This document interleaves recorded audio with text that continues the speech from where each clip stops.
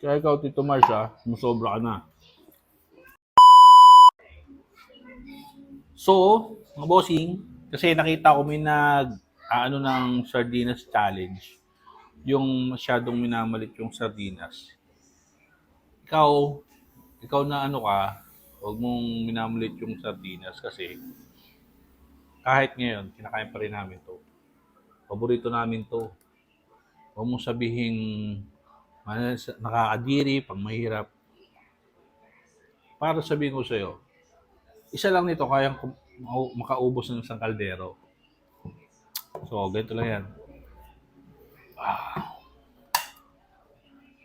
Mega, baka naman. Oh, hindi lang katapat niyan. Papataka mo muna ng kalamansi yan.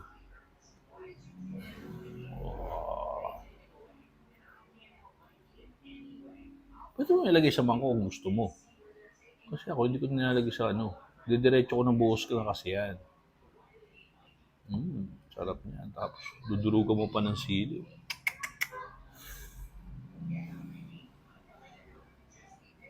Nung nag-aaral ako, ay nung nagtatrabaho ko, eto lang. Tapat na.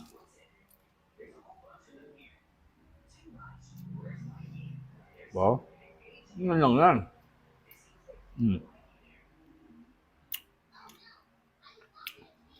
Kaya ikaw, Tito Marsha, sumusobra ka na.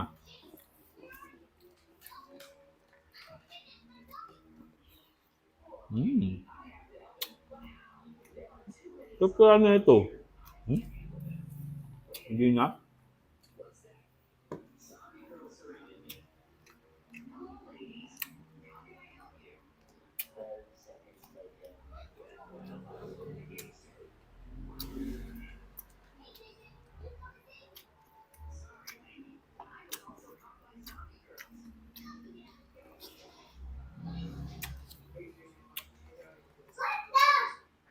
Sarap dito lagyan ng itlog, ng sardinas.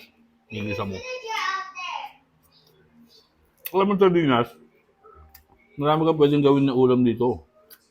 Pwede mo sa pansahog, pwede sa tangon, pwede sa gulay.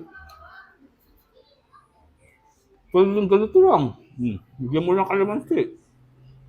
Kung wala kang kalamansi, kahit suka.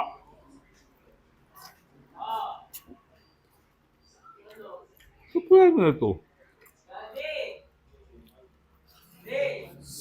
Sarap.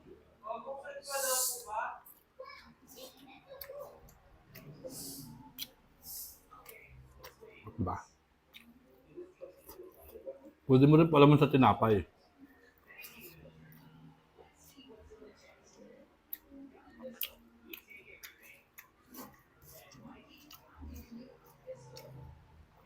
Kaya huwag mamalitin yung sardinas.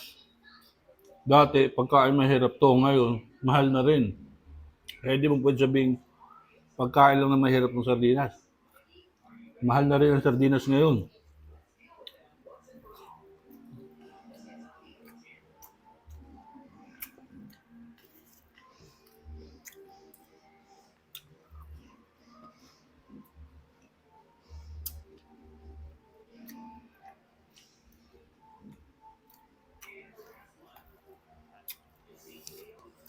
Ang sardinas.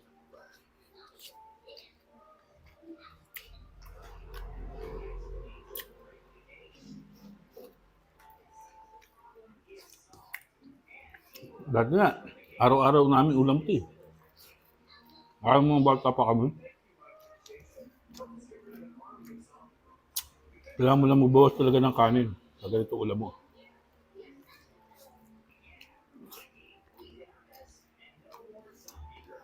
Naalala ko, isang sardinas, ulam na namin 4 magkakapatid eh. Diba dati 5 laman yan, ngayon 4 na lang. Dati 5 eh. Sige, isa kaming laman.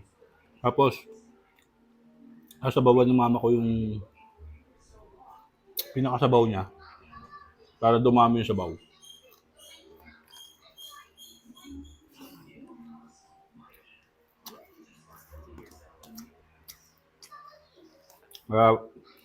Masarap talaga ang sardinas. Kaya mo sasabihin pang mahirap lang to. Sa panahon ngayon, mahal na rin ang sardinas.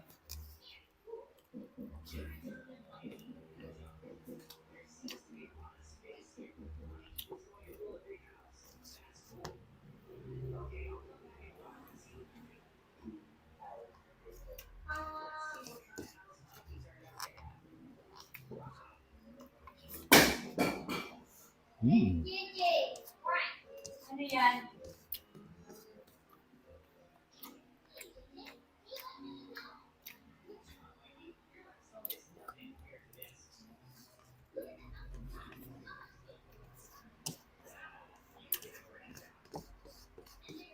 Hindi na ako nagbabawas sa kanin. Nakadalawang ulit yung isang sardinas ko. Nakadalawang plato. Kaya ako magbawas ng kanin eh.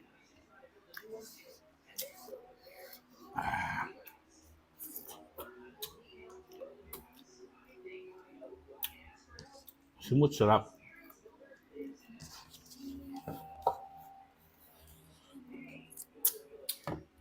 So, yun lang, masarap talaga ang sardinas, lalo sa mga sanay. Bye!